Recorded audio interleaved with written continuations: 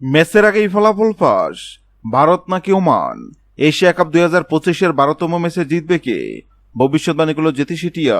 Asia cup 2025-এর 12তম ম্যাচে কোন দল জিতবে তা নিশ্চয় আগাভাগে বলে দেওয়া সম্ভব নয়। তবে এবার সেই কঠিন কাজটি করে দেখাবে জেতি সিটিয়া। এশিয়া কাপ 2025 ধীরে ধীরে জমে উঠছে। আগামীকাল 19শে সেপ্টেম্বর রাত 8:30 এশিয়া কাপের জমজমাট লড়াইয়ে মুখোমুখি হবে ভারত ও ওমান। দুই দলই নিজেদের সেরা একাদশ নিয়ে মাঠে নামতে প্রস্তুত। ক্রিকেট প্রেমীদের চোখ থাকবে এই ম্যাচে, কারণ একদিকে শক্তিশালী ভারতীয় দল, অন্যদিকে উদীয়মান ওমান, যারা চমক দেখানোর জন্য ক্ষমতা রাখে। ভারত সবসময় বড় টুর্নামেন্টের অন্যতম ফেভারিট দল হিসেবে বিবেচিত হয়।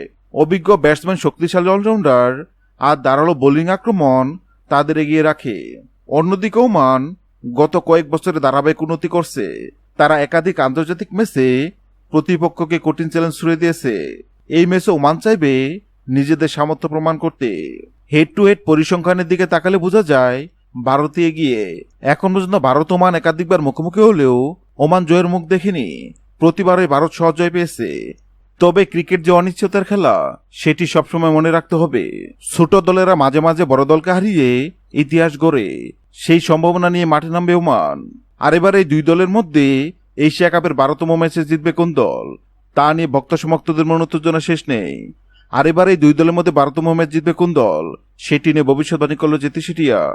জেতি সিটিয়ার সামনে ভারত ওমানের পতাকা রাখা হয়, আর জেতি সিটিয়া ভারতের পতাকা তুলে এবং এটাও জানিয়ে দেয় এশিয়া কাপের 12তম ম্যাচ জিতে ভারত।